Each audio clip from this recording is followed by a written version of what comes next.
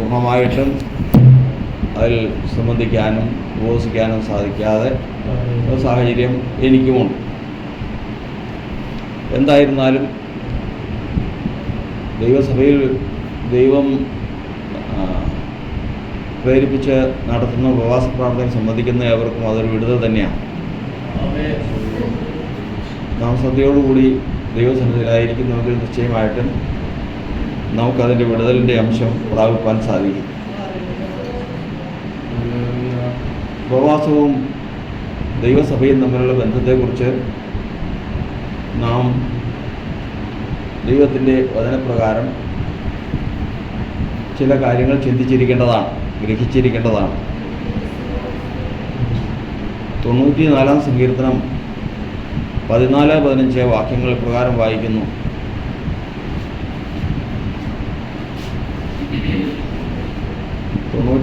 സങ്കീർത്തനം 14-15 വാക്യങ്ങൾ. യഹോവ തൻ്റെ ജനത്തെ തള്ളിക്കളയുകയില്ല, തൻ്റെ അവകാശത്തെ കൈവിടുകയുമില്ല. ന്യായവിധി നീതിയിലേക്ക് തിരിഞ്ഞു വരും. പരമാർത്ഥ ഹൃദയമുള്ളവരൊക്കെയും അതിനോട് യോജിക്കും. വലിയവനായ ദൈവമേ, സ്വർഗ്ഗസ്ഥ പിതാവേ, ഞങ്ങൾക്ക് വേണ്ട എല്ലാ ആലോചനകളും കർത്താവ് സ്വർഗ്ഗത്തിൽ നിന്ന് നൽകിക്കൊണ്ടിരിക്കുമാറാകണമേ. ഉപവാസ പ്രാർത്ഥനയെ കർത്താവ് അനുഗ്രഹിക്കണമേ. വായിച്ച വചനത്തിനായി സ്തോത്രം. കർത്താവ് തന്നെ പൊരുൾ തിരിച്ചു തരണം. നമ്മൾക്കായി സ്തോത്രം, യേശുവിൻ്റെ നാമത്തിൽ തന്നെ. കർത്താവിൻ്റെ വചനത്തിൽ നമ്മൾ ഒരു പ്രസംഗം ഭയങ്കരമായിരുന്നു എന്നുള്ളതിനേക്കാൾ കൂടുതൽ നമ്മൾ ദൈവസന്നിധിയിലിരുന്ന് മറ്റ് ജീവിതത്തിൻ്റെ വശങ്ങളെല്ലാം വിട്ട് കർത്താവിൻ്റെ സന്നിധിയിൽ വന്നിരുന്ന് ഉപവസിച്ച് പ്രാർത്ഥിക്കുമ്പോൾ ഞാനീ ഇരിക്കുന്നതിൻ്റെ ഉദ്ദേശവും ഇന്നിവിടെ ആയിരിക്കുന്നതും ദൈവത്തിൻ്റെ വചനവും തമ്മിൽ എന്താണ് ബന്ധം, ദൈവ ഉദ്ദേശത്തിൽ ഞാൻ എത്തിച്ചേരാൻ ഇതെന്ത് പ്രയോജനം ചെയ്യുന്നു എന്നുള്ളത് നാം ഗ്രഹിച്ചിരിക്കണം. നമ്മൾ ഏറ്റവും ആദ്യമേ തന്നെ നമ്മൾ ഓർത്തിരിക്കേണ്ട ഒരു വചനം, കർത്താവായ യേശുക്രിസ്തു പറഞ്ഞു, നീ പത്രോസാകുന്നു, ഈ പാറമേൽ ഞാൻ എൻ്റെ സഭയെ പണിയും, പാതാള ഗോപുരങ്ങൾ അതിനെ ജയിക്കുകയില്ല. അപ്പോൾ ഇവിടെ നിന്ന് നമ്മൾ പഠിക്കുന്നത് സമുദായക്കാർ പഠിക്കുന്ന പോലെയല്ല, പത്രോസ് എന്ന പാറമേലല്ല, പിന്നെയോ ക്രിസ്തു എന്ന പാറമേലാണ് ദൈവസഭയെ പണിയുന്നത്. അങ്ങനെ പണിയപ്പെടുന്ന സഭയാണ് ദൈവസഭ. അതിനെ പാതാള ഗോപുരങ്ങൾ ജയിക്കുകയില്ല. അപ്പോൾ ഗോപുരമുണ്ട്, ഗോപുരങ്ങളുണ്ട്. ഗോപുരം എന്ന് പറയുന്നത് ഏതാണ്? സദൃശവാക്യങ്ങൾ 18:10 വായിക്കുന്നത് എല്ലാവർക്കും അറിയാവുന്ന, എടുത്ത സമയം പോകും. യഹോവയുടെ നാമം ബലമുള്ള ഗോപുരം, നീതിമാൻ അതിലേക്ക് ഓടിച്ചെന്ന് അഭയം പ്രാപിക്കും. അപ്പോൾ ഗോപുരം ഏകവചനമാണ്. ഗോപുരം എന്ന് പറയുന്നത് കർത്താവിൻ്റെ നാമമാണ്. ഗോപുരങ്ങൾ എന്ന് പറയുന്നത് സകല ജാതികളും താങ്കളുടെ ദേവന്മാരുടെ നാമത്തിൽ നടക്കുന്നു. അപ്പോൾ ഏകദൈവമുണ്ട്, ബഹുദൈവമുണ്ട്. ലോകം ആരാധിക്കുന്ന ലോകജാതികൾ ആരാധിക്കുന്നത് ബഹുദൈവ വിശ്വാസികളാണ്. അവർ ബഹുദൈവത്തെയാണ്. അവർക്ക് ഓരോ നാമങ്ങളാണ്. നമുക്കൊരു നാമമേ ഉള്ളൂ, അവർക്ക് ഒന്നിൽ കൂടുതൽ നാമങ്ങളുണ്ട്. അപ്പോൾ എപ്പോഴും നാമങ്ങൾ നാമത്തോട് പോരാടിക്കൊണ്ടിരിക്കും. ഇനി അതിൻ്റെ പോരാട്ടം എങ്ങനെയാണെന്നുള്ളത് വിശദീകരിക്കാൻ ഇപ്പോൾ സമയമില്ല, സമയം മുമ്പോട്ട് പോയി. അപ്പം നാമങ്ങളും നാമവും തമ്മിലുള്ള പോരാട്ടമാണ്. അതായത് ജാതികളും അല്ലെങ്കിൽ ലോകത്തിൻ്റെ ദൈവങ്ങളും ഏകദൈവവുമായ പോരാട്ടമാണ് അവിടെ ഉദ്ദേശിക്കുന്നത്. അപ്പോൾ ഇവർ സഭയോട് പോരാടിക്കൊണ്ടിരിക്കുക. കുറിച്ച് ആപ്തവചനം, കുറിവചനം ഓർത്തുകൊള്ളണം. ദൈവം തൻ്റെ ജനത്തെ കൈവിട്ട് കളയുകയില്ല, ന്യായവിധി നീതിയിലേക്ക് തിരിഞ്ഞു വരും, പരമാർത്ഥതയുള്ളവരൊക്കെയും അതിനോട് യോജിക്കുമെന്നുള്ള വചനമാണ് നമ്മളിന്ന് ദൈവത്തിൻ്റെ വചനമായിട്ട് ചിന്തിക്കുന്നത്. അപ്പോൾ ഇവിടെ പറയുന്നത് പാതാള ഗോപുരങ്ങൾ ജയിക്കില്ല എന്ന് പറയുമ്പോൾ പാതാള ഗോപുരങ്ങൾ യുദ്ധം ചെയ്തുകൊണ്ടിരിക്കുക. ആരോട്? ദൈവസഭയോട്. പാതാള ഗോപുരങ്ങൾ എങ്ങനെയാണ് ദൈവത്തിൻ്റെ സഭയോട് യുദ്ധം ചെയ്യുന്നത്? അതിന് വേറെ കൂടുതലായിട്ടുള്ള വിശദീകരണമൊന്നും വേണ്ട. ദൈവത്തിൻ്റെ സഭയിൽ ഒരാൾ കടന്നു വന്നാൽ ആ മനുഷ്യനെ കൊണ്ട് പാപം ചെയ്യിക്കും. ആ മനുഷ്യൻ ദൈവസഭയിൽ നിൽക്കാൻ യോഗ്യതയില്ലാത്തവനാക്കി തീർക്കും. അതാണ് പാതാള ഗോപുരങ്ങൾ ചെയ്യുന്നത്. ഇങ്ങനെ വരുമ്പോൾ കർത്താവ് എന്ത് ചെയ്യും? മത്തായിയുടെ സുവിശേഷത്തെ നമ്മൾ വായിക്കുന്നത് പ്രകാരമാണ്. ആ വാക്യം ഒന്ന് വായിക്കാം. മത്തായിയുടെ സുവിശേഷം 4-ാം അധ്യായത്തിൻ്റെ 10-ാം വാക്യത്തിൽ 4:10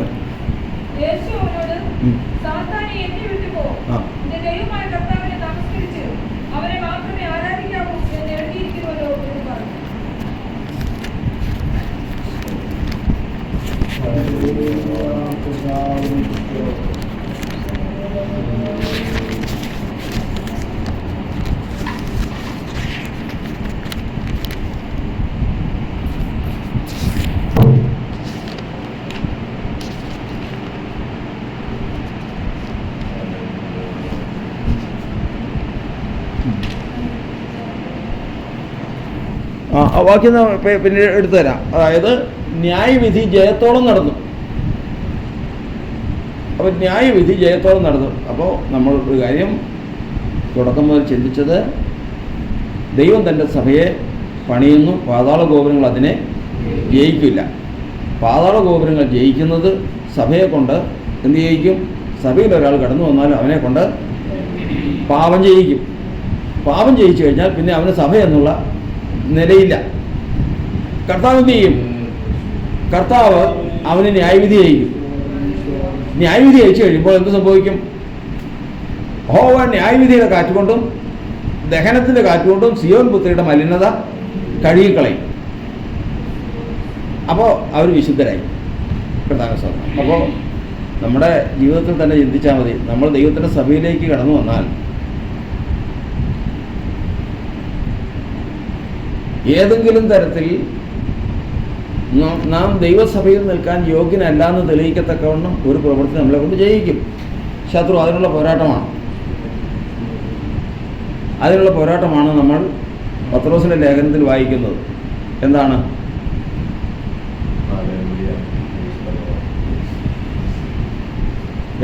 1 പത്രോസ് 2:12 വായിക്കും.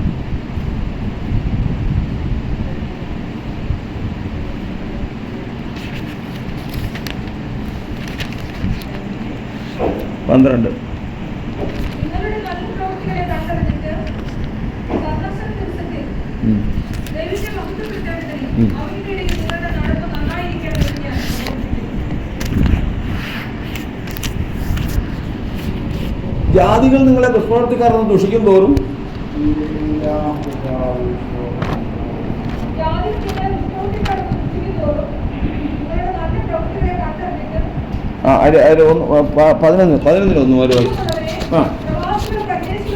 പ്രിയമുള്ളവരെ, പ്രവാസികളും പരദേശികളുമായിരിക്കുന്ന നിങ്ങളുടെ ആത്മാവിനോട് പോരാടുന്ന ജഡമോഹങ്ങളെ വിട്ടകന്ന്. അപ്പോൾ സദാസമയം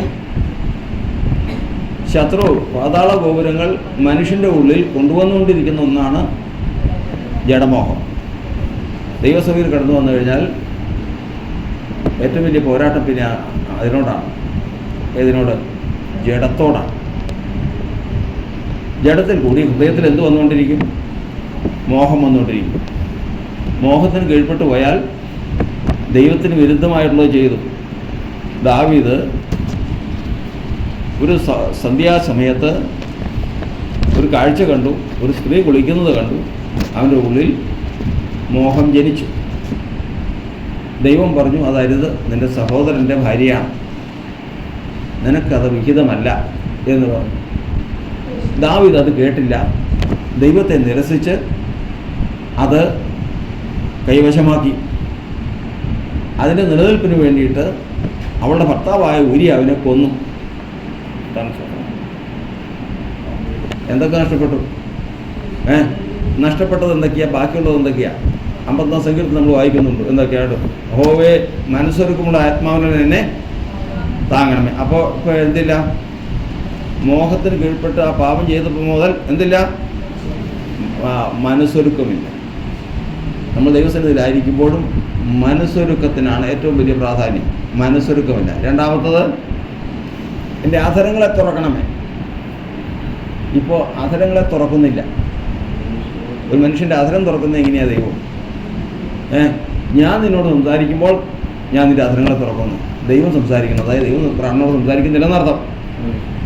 ഇങ്ങനെ നിർമ്മലമായൊരു ഹൃദയം എനിക്ക് സൃഷ്ടിക്കണം. പക്ഷേ പോകാത്ത രണ്ട് കാര്യമുണ്ട്. ഇപ്പോൾ കൊലപാതകനാണെങ്കിലും ദൈവത്തോട് ദ്രോഹം ചെയ്തെങ്കിലും പാപം ചെയ്തെങ്കിലും രണ്ട് കാര്യം പോയിട്ടില്ല. ഏതൊക്കെയാണ്? ദൈവമേ നിൻ്റെ പരിശുദ്ധാത്മാ എന്നിൽ നിന്ന് എടുക്കരുത്. അപ്പോൾ എടുത്തിട്ടില്ല. ഏതെടുത്തിട്ടില്ല?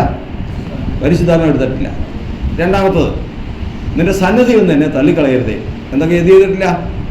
ദൈവസന്നിധിയിൽ നിന്ന് തള്ളിക്കളഞ്ഞിട്ടില്ല. ഈ രണ്ട് കാര്യങ്ങൾ.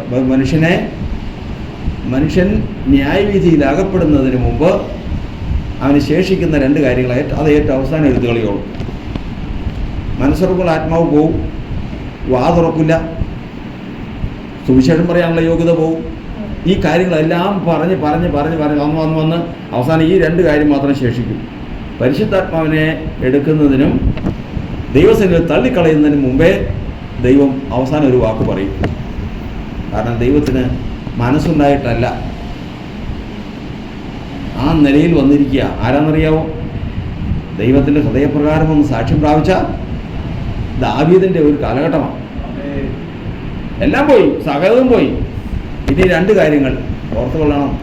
ഇനി ദാവീദ് നഷ്ടപ്പെടാൻ രണ്ട് കാര്യങ്ങളേ ഉള്ളൂ. ദൈവമേ എൻ്റെ പരിശുദ്ധാത്മാവിനെ ഒന്നും എടുക്കരുതേ, മനസ്സ് നിന്റെ സന്നിധിയിൽ തന്നെ തള്ളിക്കളയരുത്. രണ്ട് കാര്യവും കൂടെ ഉള്ളൂ. കർത്താവിന്റെ സ്തോത്രം. ദൈവത്തിൻ്റെ വചനം പറയുന്നത് ഇന്ന് പാതാള ഗോപുരം ജയിച്ചു നിൽക്കുക. പാതാള ഗോപുരത്തിൻ്റെ പ്രവൃത്തി ഇപ്പോൾ ഏകദേശം മനസ്സിലായെന്ന് വിചാരിക്കുന്നു. മനുഷ്യൻ്റെ ഉള്ളിൽ എന്ത് ജനിപ്പിക്കും? മോഹം ജനിപ്പിക്കും. മോഹം ജനിപ്പിച്ചു കഴിഞ്ഞാൽ ആ മോഹത്തിന് നിവർത്തിക്ക് വേണ്ടിയിട്ട് അവൻ പാപം ചെയ്യും. പാപം ചെയ്തു കഴിഞ്ഞാൽ അവനിൽ നിന്ന് ദൈവമായിട്ടുള്ള ബന്ധം ഓരോന്നോരോന്നോരോന്ന് നഷ്ടപ്പെട്ടുകൊണ്ടിരിക്കും. നഷ്ടപ്പെട്ടു വന്നു കഴിഞ്ഞാൽ അവസാനം ഇവൻ ദൈവസഭയിൽ നിന്ന് അറ്റുപോകുന്ന രണ്ട് കാര്യങ്ങളാണ്. ഏതൊക്കെയാ? ദൈവം തൻ്റെ പരിശുദ്ധാത്മാവിനെ എടുത്തു ദൈവസന്നിധിയിൽ നിന്ന് തള്ളിക്കളയാൻ കൂടെ ചെയ്തു കഴിഞ്ഞാൽ പിന്നെ അവന് ദൈവസഭയിൽ നിന്നുള്ള യോഗ്യതയില്ല. ഇന്ന് കർത്താവിൻ്റെ സഭ ഇന്ന് ഈ കാലഘട്ടത്തിൽ കൂടി കടന്നു പോകുമ്പോൾ പലരും അഭിമാനിക്കുന്നു, എനിക്ക് പരിശുദ്ധാത്മാവുണ്ട്, സ്വപ്നമുണ്ട്, ദർശനമുണ്ട്, പ്രവചനമുണ്ട്, കൃപാവരങ്ങളുണ്ട്, എല്ലാം ഉണ്ട്. ഇല്ലെന്ന് പറയുന്നില്ലല്ലോ, ഇല്ല എന്ന് പറയുന്നില്ലല്ലോ. പക്ഷേ ഇത് എവിടെ ഏത് ഭാഗത്താണ് വന്ന് നിൽക്കുന്നതെന്ന് നോക്കണം. കാരണം അതും കൂടി അങ്ങ് തീർന്നു. അതും കൂടി അങ്ങ് എടുത്ത് സന്നിധിയിൽ നിന്ന് തള്ളിക്കളഞ്ഞു കഴിഞ്ഞാൽ അതോടുകൂടി തീർന്നു. ഇപ്പോഴും തങ്ങൾക്ക് ഉള്ള ചില കാര്യങ്ങളെ സംബന്ധിച്ചുള്ള പ്രശംസ മാത്രമേ ഉള്ളൂ. കർത്താവിൻ്റെ വചനം പറയുന്നത് പാതാള ഗോപുരങ്ങൾ ജയിച്ചു നിൽക്കുകയാണ്. പൂർണ്ണ ജയം പ്രാപിക്കണമെങ്കിൽ രണ്ട് കാര്യങ്ങളും കൂടി ദാവീദിൽ നിന്ന് എടുത്തു കളയണം. അതുകൊണ്ടാണ് വചനം പറയുന്നത്, ദൈവത്തിൻ്റെ വചനത്തിൽ പറഞ്ഞിരിക്കുന്നത് പാതാള ഗോപുരങ്ങൾ ജയിക്കാതിരിക്കാൻ കർത്താവ് എന്താ ചെയ്യുന്നേ? എന്ത് ചെയ്യുന്ന? ഞാൻ ആദ്യം എടുത്ത് കിട്ടിയില്ല, ആ വാക്യം ഒന്ന് വായിക്കാം. മത്തായി സുവിശേഷം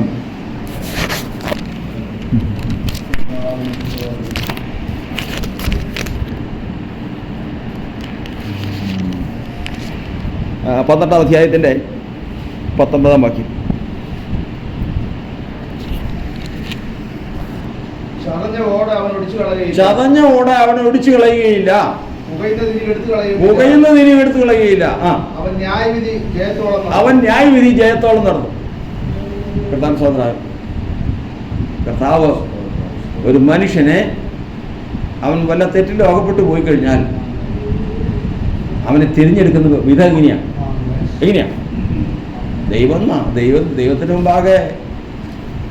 ദൈവത്തിൻ്റെ മുമ്പാകെ അവൻ കുറ്റമുള്ളവനെ വെറുതെ വിടാതെ പിതാക്കന്മാരെ അകത്തെ 3-ാമത്തെയും 4-ാമത്തെയും തലമുറ വരെ സന്ദർശിക്കുമെന്ന വചനം. അവൻ്റെ അടുത്ത് വന്നിട്ട് ഒഴിവായി പോകാനൊന്നും പറ്റില്ല. അത് നിശ്ചയമാണ്.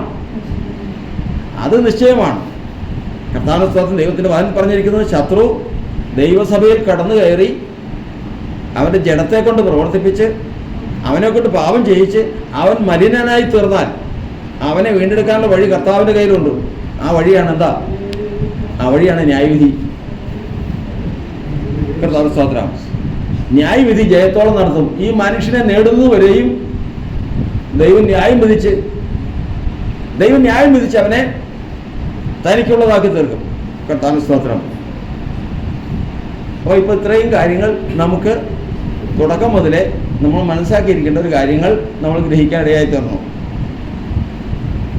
പാതാള ഗോപുരങ്ങളുണ്ട്, ദൈവത്തിൻ്റെ ഗോപുരമുണ്ട്. പാതാള ഗോപുരങ്ങൾ ദൈവത്തിൻ്റെ സഭയെ ജയിക്കുകയില്ല. പാതാള ഗോപുരങ്ങൾ പോരാടുന്നത് മനുഷ്യൻ്റെ ഉള്ളിൽ മോഹം ജനിപ്പിച്ചും മനുഷ്യനെ കൊണ്ട് പാപം ചെയ്യിച്ചുമാണ്. ഇങ്ങനെ അകപ്പെട്ടു പോകുന്ന പാപത്താൽ മലിനനായ മനുഷ്യനെ ദൈവം വീണ്ടെടുക്കാൻ ദൈവം ന്യായവിധി അയച്ചാണ് അവനെ കഴുകിയെടുക്കുന്നത്. ഇത്രയും കാര്യങ്ങൾ നമുക്ക് ദൈവത്തിൻ്റെ വചനപ്രകാരം ഗ്രഹിക്കാനിടയായി തീർന്നു. അടുത്ത ഭാഗം ചിന്തിക്കുന്നത് ന്യായവിധി. ആ വാക്യം നമ്മൾ വായിച്ചത് പ്രകാരമാണ്. ന്യായവിധി നീതിയിലേക്ക് തിരിഞ്ഞു വരും. അപ്പം ന്യായവിധി നീതിയിലുണ്ട്, നീതിയില്ലായ്മയിലുണ്ട്. കർത്താവ് സാർ, അതെന്താണ് ന്യായവിധിയിലെ നീതിയും നീതിയില്ലായ്മയും? അതിന് ദൈവത്തിൻ്റെ വചനം പറയുന്നത്, ഈ ലോകത്തിൽ ഏത് മനുഷ്യൻ ഏത് തെറ്റ് ചെയ്താലും ഏത് കുറ്റമുണ്ടെങ്കിലും അതിന് തക്കതായ ശിക്ഷ ദൈവത്തിൻ്റെ ന്യായപ്രമാണത്തിലുണ്ട്. എന്ത് ചെയ്യണമെന്നുള്ളൊരു സംശയമൊന്നും വേണ്ട. അവൻ ഇന്ന തെറ്റ് ചെയ്തു, അതിനെന്ത് ചെയ്യണം? സംശയമൊന്നും വേണ്ട. പല്ലിന് പകരം പല്ല്, ജീവന് പകരം ജീവൻ, എല്ലിന് പകരം എല്ല്, അപമാനത്തിന് പകരം തിരിച്ച് അപമാനം. ദൈവത്തിൻ്റെ പക്കൽ മുഖപക്ഷമില്ല. അതിന് 149 സങ്കീർത്തനക്കാരൻ എഴുതിയിരിക്കുന്ന ന്യായവിധി എന്നാണ്. ദൈവസഭയിൽ ഒരാളുണ്ടെങ്കിൽ, അല്ലെങ്കിൽ ഈ ലോകത്തിൽ ഏത് മനുഷ്യനുണ്ടെങ്കിലും അവൻ ചെയ്യുന്ന ഏത് പ്രവൃത്തിയിലും അനീതി ഉണ്ടോ, നിശ്ചയമായിട്ടും ആ അനീതിക്ക് ശിക്ഷയെ എഴുതി വെച്ചിട്ടുണ്ട്. അങ്ങനെ വരുമ്പോൾ കർത്താവിന്റെ വചനം പറയുന്നത്, ഏറ്റവും ആദ്യമേ തന്നെ ദൈവം ആ ന്യായപ്രമാണത്തിലുള്ള അനീതി അങ്ങ് ശിക്ഷിക്കില്ല. പിന്നെയോ അവനെ ശാസിച്ച് അവനെ പ്രബോധിപ്പിച്ചും ഉപദേശിച്ചും മടക്കിക്കൊണ്ടുവരാൻ ദൈവം നോക്കും. എങ്ങനെയെങ്കിലും ഇവൻ മടങ്ങി വന്ന് ആദ്യത്തെ പോലെ ഒന്ന് നിൽക്കാൻ പറ്റുമെങ്കിൽ നിൽക്കട്ടെ. പക്ഷേ തെറ്റിൻ്റെ ശിക്ഷ ചെയ്യുന്നതാന്ന് ആദ്യം പറയും. നീ ചെയ്ത തെറ്റിൻ്റെ ശിക്ഷ ചെയ്യുന്നതാ. ഫറവോൻ ചെയ്ത തെറ്റിൻ്റെ ശിക്ഷ എന്താ? ഫറവോൻ ചെയ്ത തെറ്റിൻ്റെ ശിക്ഷ 4:22 വായിക്കാം. പുറപ്പാട് പുസ്തകം 4:22-23 വായിക്കുമ്പോൾ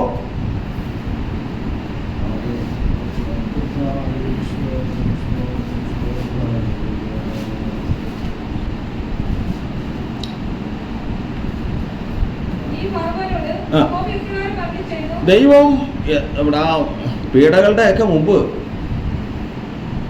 മോശയും അഹ്റോനെയും കൂടി അയക്കാൻ സമയത്ത് അതിനൊക്കെ എല്ലാറ്റിനും മുമ്പ് മോശയോട് പറയുന്ന വാക്കാണ്, നീ ഫറവോനോട് ചെന്ന് പറയണം. എന്താണെന്നറിയാവോ? എന്നെ ആരാധിപ്പാൻ എൻ്റെ ജനത്തെ വിട്ടയക്കണം. ഇതാണ് ആവശ്യം. ദൈവം പറയുന്നതാണ്, എന്നെ ആരാധിപ്പാൻ എൻ്റെ ജനത്തെ വിട്ടയക്കണം. നീ വിട്ടയക്കുന്നില്ല എങ്കിൽ അതിന് പ്രമാണപ്രകാരം ഒരു ശിക്ഷയേ ഉള്ളൂ. ഏതാ ശിക്ഷ? വായിച്ചോ. ഇസ്രായേൽ എന്ന് പറയുന്നത് എൻ്റെ മകനാണ്.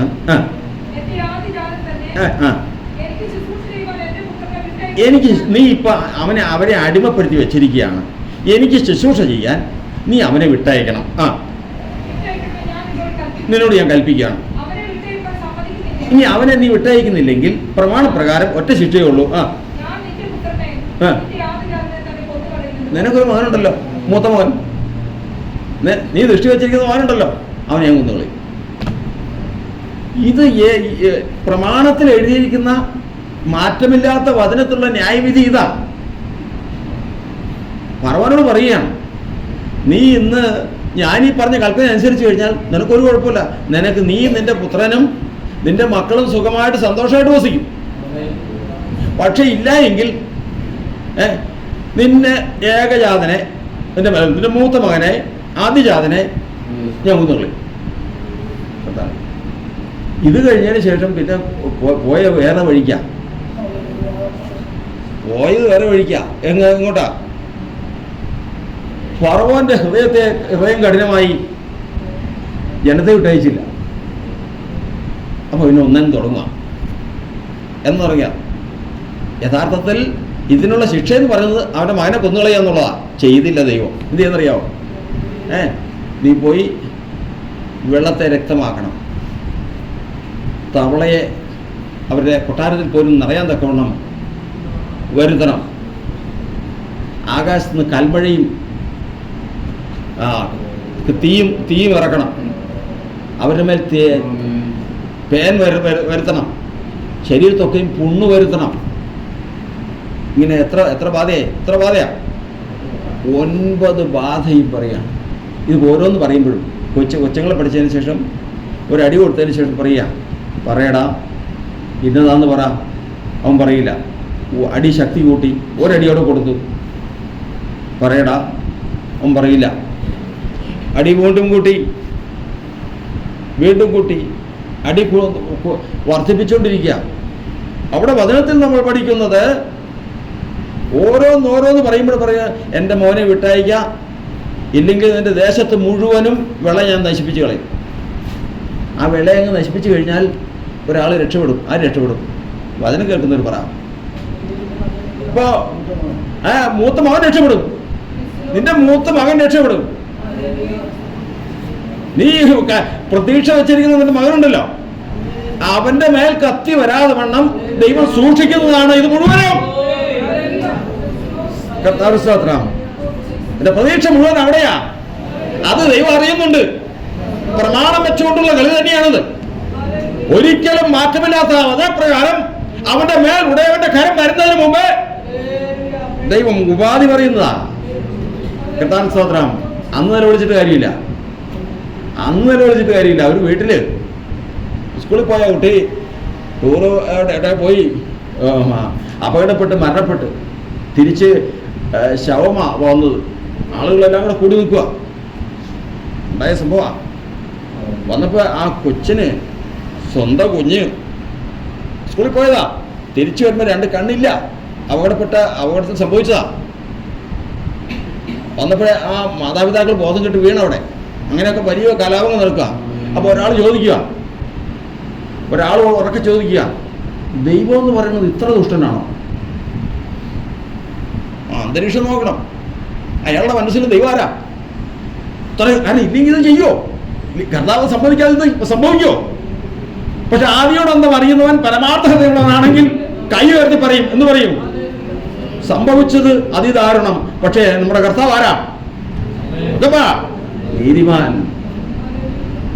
നീതിമാൻ തന്നെ. കർത്താവിന് സ്തോത്രം. ദൈവത്തിന്റെ വചനം പറയുന്നത്, ഇന്ന് വെള്ളം കോരി ഒഴിച്ച് അത് രക്തമാക്കിയതിന് ശേഷം നീ വരുമോ? നീ മോനെങ്ങ് പറഞ്ഞ് ആരാധനയ്ക്ക് വേണ്ടിയിട്ട് ഇസ്രായേലിനെ വിട്ടയക്കുമോ? ഇല്ലെങ്കിൽ ഞാൻ തവള വ്യാപിപ്പിക്കാൻ പോവാന്ന് പറഞ്ഞപ്പോ ഇതാ കളിയെന്നാണ് വിചാരിച്ചിരിക്കുന്നത്. എന്നാൽ ദൈവത്തിന്റെ വചനം പറഞ്ഞ ന്യായവിധി നീതിയിലേക്ക് തിരിഞ്ഞ് നിന്റെ സന്തതിയുടെ മേൽ അത് വരുന്നതിന് മുമ്പേ നിനക്ക് രക്ഷപ്പെടുവാൻ ദൈവം അവസരം തന്നിരിക്കുന്നതാണ്. കർത്താവിന് സ്തോത്രം. ദൈവത്തിന്റെ വചനത്തിൽ നമ്മൾ എബ്രായർ 2-ാം അധ്യായത്തിന്റെ 1-ാം വാക്യത്തിൽ എഴുതിയിരിക്കുന്നത് ദൂതന്മാർ മുഖാന്തരം അരുളി ചെയ്ത വചനം. അത് വേഗം വായിക്കുന്ന സമയം പോകാതെ 2:1 മുതൽ 2 മുതൽ വായിച്ചു. ദൂതന്മാർ മുഖാന്തരം അരുളി ചെയ്ത വചനം സ്ഥിരമായിരിക്കുകയും ഓരോ ലംഘനത്തിൽ പറഞ്ഞു കഴിഞ്ഞാൽ ഒരു ലംഘനമുണ്ടെങ്കിൽ അശുദ്ധിയായിട്ട് ആലയത്തിൽ ഒരു പാത്രത്തെ തൊട്ടിട്ടുണ്ടെങ്കിൽ അതിന് പ്രമാണം എഴുതി വെച്ചിട്ടുണ്ട്. ഒരു അരുതാത്തത് സംസാരിച്ചിട്ടുണ്ടെങ്കിൽ അതിന് പ്രമാണം എഴുതി വെച്ചിട്ടുണ്ട്. കുടുംബത്തിന്റെ തെറ്റിന് വേണ്ടിയിട്ട് അതിന് പ്രമാണം എഴുതി വെച്ചിട്ടുണ്ട്. വഴിപാട് വന്നു പോയിട്ടുണ്ടെങ്കിൽ അതിന് പ്രമാണം, എല്ലാറ്റിനും പ്രമാണമുണ്ടെന്ന്. മാതാപിതാക്കള് ഒരു മോൻ തെറ്റ് ചെയ്യുമ്പോൾ കിട്ടുന്ന വടിയെടുത്ത് അവരെങ്ങനെയാ ശിക്ഷിക്കുന്നത്? മാതാപിതാക്കൾ എങ്ങനെയാ ശിക്ഷിക്കുന്നത്? രണ്ട് കാര്യങ്ങൾ ഓർത്തുകൊള്ളണം. കുറെ കാലവും ബോധിച്ചത് പ്രകാരവും. ഒരു കൊച്ച് ഇങ്ങ് വന്നു കഴിയുമ്പോഴത്തേക്കും എന്തോ അവൻ പറഞ്ഞു തരുന്നതിന് മുമ്പ് അവിടെ കയ്യിരുന്ന വടിയെടുത്ത് രണ്ടടിയും കൊടുക്കും. അപ്പോൾ അവിടെ നിന്ന് ബഹളമായി എച്ചപ്പഴയ എന്തിനാ കൊച്ചിനെ തന്നെ അവൻ എന്തോ പറഞ്ഞു. അവൻ എന്താ പറഞ്ഞെന്ന് കേട്ടോ? അവൻ എന്തോ നാളെ പെൻസിൽ മേടിക്കുന്നത് എന്ന് പറഞ്ഞേനാ. ഞാനത് കേട്ടു. കാരണം എന്തോ ഞാൻ വല്ലാതെ ദേഷ്യപ്പെട്ട് വന്നിരുന്നപ്പോഴാണ് അവനത് വന്ന് പറഞ്ഞേ. അത് ശരി, അത് ജഡപ്രകാരം നോക്കണം. ജഡപ്രകാരം മക്കള് ശിക്ഷിക്കുന്ന, അപ്പനും അമ്മയും ശിക്ഷിക്കുന്നത് എങ്ങനെയാണെന്ന് ചോദിച്ചാൽ എന്ത് പറയുന്നു? എങ്ങനെ പറയും? കുറെ കാലവും പിന്നെ ബോധിച്ച പ്രകാരവും. ആ വാക്യം വായിച്ച 12-ാം അധ്യായം, എബ്രായ ലേഖനം 12-ാം അധ്യായം വേഗം വായിക്കണം.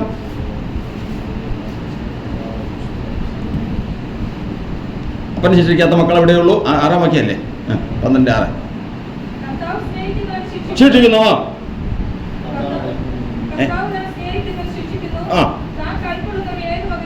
തല്ലുന്നു.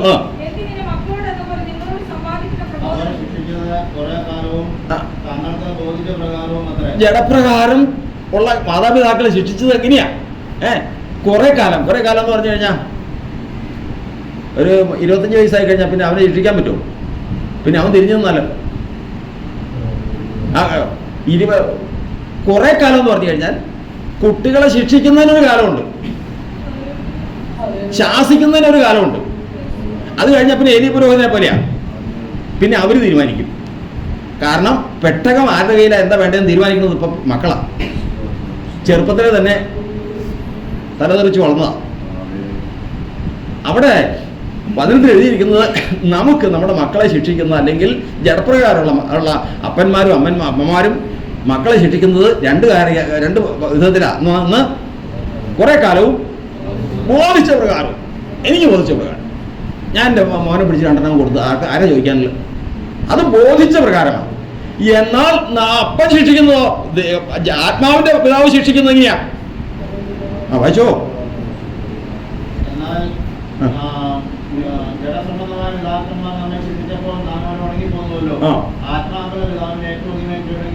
ആത്മാവിന്റെ പിതാവിനെ ഏറ്റവും കീഴടങ്ങി ജീവിക്കേണ്ടതല്ലയോ?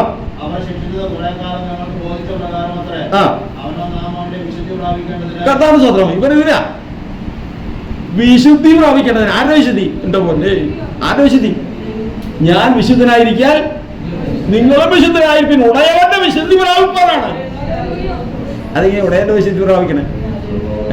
ഇത്രയും വലിയ കൊലപാതകനാണ് ദാവീദ്. ഇത്രയും വലിയ തെറ്റ് ചെയ്തതാ. ന്യായ പ്രമാണപ്രകാരം ദാവീദിനുള്ള ശിക്ഷ എന്താ? ജീവന് പകരം ജീവൻ. അപ്പൊ ദാവീദ് എന്ത് ചെയ്യണം?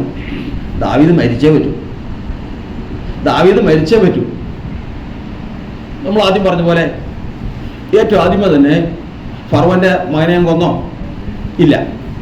ദാവീദിനെ കൊന്നില്ല. പക്ഷേ എവിടെ ചെന്നാലും ഈ നല്ലത് കേൾക്കാനില്ല. നെഞ്ചിന് വിഷമം ഉണ്ടാക്കുന്ന കാര്യങ്ങളെ കേൾക്കാനുള്ളൂ. എന്ത് കേട്ടാലും വേദനയാണ്. ഒരു സന്തോഷമുള്ള ഒരു വാക്ക് കേൾക്കണ്ടേ? എവിടെ ചെന്നാലും പ്രതികൂലമാണ്. കർത്താവിൻ്റെ സന്നിധിയിൽ വചനം പറയുന്നത്, ദൈവം ന്യായവിധി നീതിയിലേക്ക് എത്തുന്നതിന് മുമ്പ് തൻ്റെ ജനത്തെ തങ്കിലേക്ക് തിരിക്കാൻ ചെയ്യുന്ന പ്രവർത്തികളാണിവ. കർത്താവിന്റെ സ്തോത്രം. ദൈവത്തിന്റെ വചനം പറയുന്നത് 9ാമത്തെ പ്രാവശ്യമായി. 9 പ്രാവശ്യമായി. അതിൻ്റെ ഇടയ്ക്ക് ഫറവോൻ പറഞ്ഞു, ഈ പ്രാവശ്യം ഞാൻ തെറ്റ് ചെയ്തത്. പക്ഷെ മാനസാന്തരം ഉണ്ടായില്ല.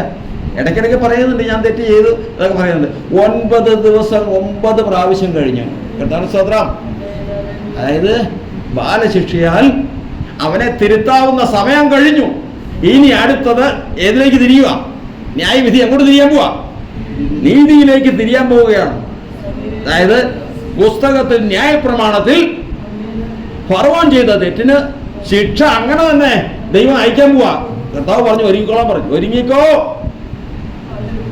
ഒരുങ്ങിക്കോ ആദ്യം പറഞ്ഞത്. ഈ പ്രശ്നം ഈ 9 ബാധയും ഉണ്ടാകുന്നതിന് മുമ്പേ തന്നെ ദൈവം അരുളി ചെയ്തത് ദൈവം സംഭവിക്കാൻ പോകും. ദൈവസഭയെ, ഇന്ത്യ ജീസസ് ടൈം പെന്തക്കോസ്ത് സഭ ന്യായവിധി നീതിയിലേക്ക് തിരിഞ്ഞു വരുന്ന ഘട്ടത്തിലേക്ക് നിൽക്കുക. കർത്താവിന് സ്തോത്രം. എന്നാൽ ദൈവത്തിന്റെ വചനം പറയുന്നത് ഇവിടെ കൂടായവൻ പറയുന്നു ഇവിടെ വെച്ച് തിരുത്താം. അവസാനമായിട്ട് അയക്കുകയാണ്. ആരെയാ? നാഥാം പ്രവാചകനെ അയക്കുക. താൻ നീതിമാനെന്ന് ഉറച്ച് സന്തോഷിച്ചിരിക്കുക. അയക്കുമ്പോഴാണ് നാഥാം പ്രവാചകം എന്ന് പറയുന്നത് ദാവീദെ ഒരു കാര്യം പറയാനുണ്ട്. എന്താ കാര്യം? ഒരു സ്ഥലത്തൊരു ധനവാനുണ്ടായിരുന്നു. അതിൻ്റെ തൊട്ടടുത്ത് ദരിദ്രനുണ്ടായിരുന്നു. ദരിദ്രന് ഒരു കുഞ്ഞാട് മാത്രം ഉണ്ടായിരുന്നു. ധനവാന് ഇഷ്ടംപോലെ ആടുകളുണ്ടായിരുന്നു. ആ സമയത്ത് ഒരു വഴിപോക്കൻ വിരുന്ന് വന്നു. ധനവാന്റെ വീട്ടിൽ വിരുന്ന് വന്നു. ധനവാന്റെ വീട്ടിൽ വിരുന്ന് വന്നു കഴിഞ്ഞപ്പോൾ ഒരു ആടിനെ അറുത്ത് ഭക്ഷണം കൊടുക്കണം. ഇത്രയും ആടുകളുണ്ടായിട്ട് തനിക്ക് ഒരു ആടിനെ എടുക്കാതെ, തനിക്കുള്ള ആടുകളിൽ നിന്നൊന്നിനെ എടുക്കാതെ ആ ദരിദ്രന്റെ ആടിനെ പോയി എടുത്തു കൊണ്ടുവന്ന് അറുത്ത് കറി വെച്ച് കൊടുത്തു. കർത്താവിൻ്റെ വചനം പറയുന്നത് ഉള്ളിൽ എന്തെങ്കിലും ഉണ്ടെങ്കിൽ അറിയാം. നമ്മൾ വായിച്ച വചനം എന്താ? ചതഞ്ഞ ഓട ഓടിച്ചു കളയില്ല. പുകയുന്ന തിരി പുകയാത്ത തിരിയോ? പറഞ്ഞിട്ട് കാര്യമില്ല. ഇതിലെന്തുണ്ട്? തീ പോയെങ്കിലും എന്തുണ്ട്? പുകയുന്നുണ്ട്. എവിടെയോ തീ ഉള്ളതിൻ്റെ ലക്ഷണമാണ് പുക. ആ പുകയാണ് പുറത്തേക്ക് വന്നത്. എന്താണ്? ദാവീദ് പറയുകയാണ്, ആ മനുഷ്യൻ ആരായാലും അവൻ മരണയോഗ്യനാണ്. അപ്പോൾ ഇവൻ്റെ ഉള്ളിൽ എന്തോ ഉണ്ട്, എന്തോ ഒരു നന്മയുണ്ട്. അതാണ് സംഗീതക്കാരൻ പറയുന്നത്, അന്തർഭാഗത്തിൽ സത്യമല്ലോ നീ ഇച്ഛിക്കുന്നു. അന്തർഭാഗത്ത് അല്പം കനലുണ്ടെങ്കിൽ അതിൻ്റെ പുക പുറത്തേക്ക് വരും. ആ പുക ഉണ്ടെങ്കിൽ അവനെ ദൈവം നീതിയോടെ വിധിച്ച് നശിക്കാൻ സമ്മതിക്കില്ല. കർത്താവ് സ്തോത്രം. ദൈവത്തിന്റെ വചനം പറയുന്നത് ചതഞ്ഞ ഓടയെ ഒടിച്ചു കളയാത്തവൻ, പുകയുന്ന തിരിയെ കെടുത്തു കളയാത്തവൻ. ദാവീദിന്റെ വാക്ക് കേട്ടപ്പോൾ, ഉള്ളിൽ നിന്ന് നീതിയോടുള്ള വിധി കേട്ടപ്പോൾ, അന്തർഭാഗത്ത് സത്യമുണ്ടെന്ന് തെളിഞ്ഞപ്പോൾ ഉടനെ തന്നെ പറയുന്ന വാക്ക് ഏതാണെന്നറിയാമോ? ഇവൻ ചെയ്ത തെറ്റിന് ഇവൻ എന്ത് ചെയ്യേണ്ടതാ? ഇവൻ അനുഭവിക്കേണ്ട തെറ്റെന്താ? ശിക്ഷ എന്താ? ഇവൻ ചെയ്ത തെറ്റിന്റെ ശിക്ഷ മരണം. ദാവീദ് എന്ത് ചെയ്യണം? മരിക്കണം. ഇവൻ ഈ വാക്ക് വായിൽ നിന്ന് പറഞ്ഞപ്പോൾ തന്നെ ന്യായവിധി നീതിയിലേക്ക് വരാതെ വണ്ണം കർത്താവ് പറഞ്ഞു, നീ മരിക്കുകയില്ല. അതാ നമ്മുടെ പ്രത്യാശ. ഈ പ്രത്യാശ ഇന്ന് ഈ ഉപവാസ പ്രാർത്ഥനയിൽ 10 ദിവസം മുട്ടുകളെ മടക്കി പ്രാർത്ഥിക്കുമ്പോൾ, ദൈവമേ, എൻ്റെ മേൽ എൻ്റെ തെറ്റ് നിമിത്തം വീണിട്ടുള്ള ദുർവിധി, അതിന്റെ ശിക്ഷ നീതിയിലേക്ക് തിരിഞ്ഞു വരുന്നതിന് മുമ്പേ ദാവീദിനെ രക്ഷിച്ച ദൈവം, ദൈവസഭയെ രക്ഷിക്കുന്ന ദൈവം, പാതാള ഗോപുരങ്ങൾ ജയിക്കാതെ വണ്ണം ന്യായവിധി നടത്തി തന്റെ ജയത്തെ വീണ്ടെടുക്കുന്ന ദൈവം ഇന്ത്യാജിസതി പെന്തക്കോസ്തയെ രക്ഷിക്കട്ടെ. വിടുതൽ കർത്താവിന്റെ പക്കലുണ്ടല്ലോ. വിടുതൽ കർത്താവിന്റെ പക്കലുണ്ട്. ഏതവസ്ഥയിലും മരിച്ച് നാറ്റം വെച്ച അവസ്ഥയിൽ പിടിവിപ്പാൻ കഴിവുള്ള കർത്താവ്, ഏതവസ്ഥയിലും പ്രവർത്തിപ്പാൻ കഴിവുള്ള ദൈവം ഇന്ന് നമ്മോട് ആശ്വസിപ്പിക്കുകയാണ്. നിങ്ങളുടെ പാപം കടും ചുവപ്പായിരുന്നാലും, കടും ചുവപ്പാകട്ടെ നിന്റെ പാപം, പ്രശ്നമല്ല. പക്ഷേ നീതിയിലേക്ക് തിരിഞ്ഞു വരുന്നതിന് മുമ്പേ ബാലശിക്ഷയിൽ നീ ദൈവത്തിലേക്ക് തിരിയണം. ബാലശിക്ഷ അനുഭവിക്കുമ്പോൾ 9 പ്രാവശ്യം അനുഭവിച്ചപ്പോഴും തിരിയാമായിരുന്നു. 9 പ്രാവശ്യം. 9ാമത്തെ പ്രാവശ്യവും ഹൃദയം കഠിനപ്പെടുത്തിയപ്പോൾ എല്ലാ പ്രതീക്ഷയും വിട്ടു. ന്യായവിധി നീതിയിലേക്ക് വരുന്നവരിൽ ഏൽപ്പിച്ചു കൊടുത്തു. ഫറവോൻ അതോടുകൂടി നശിച്ചു. എന്നാൽ തന്റെ പരിശുദ്ധാത്മാവിനെയും എടുത്ത് തന്റെ സന്നിധിയിൽ നിന്ന് തള്ളിക്കളയുന്നതിന് മുമ്പേ അവസാനം ഒരു പടി കൂടി, ഒരു ചാൻസ് കൂടി ദാവീദിന് കൊടുത്തു. ആ സാധ്യത അവൻ ഉപയോഗിച്ചു. മരണകരമായ പാപത്തിൽ നിന്നും അവൻ രക്ഷ പ്രാപിച്ചു. കർത്താവിന് സ്തോത്രം. ദൈവസഭ ഈ 10 ദിവസ ഉപവാസ പ്രാർത്ഥനയിൽ ദൈവസഭയുടെ മേൽ വീണിരിക്കുന്ന, വ്യക്തിപരമായി വീണിരിക്കുന്ന, ഭവനങ്ങളിൽ വീണിരിക്കുന്ന, സമൂഹത്തിൽ വീണിരിക്കുന്ന ദുർവിധികൾ നീങ്ങിപ്പോകുവാൻ തക്കവണ്ണം കർത്താവ് നമുക്ക് തരുന്ന ബാലശിക്ഷയിൽ ക്രമപ്പെട്ട് അവങ്കിലേക്ക് തിരിയുവാൻ ദൈവത്തിന്റെ സഭയെ കർത്താവ് അനുഗ്രഹിക്കുമാറാകട്ടെ എന്നുള്ള പ്രാർത്ഥനയോടെ ശുശ്രൂഷ കർത്താവിന്റെ ആസ്മാനിലേക്ക് മാറും.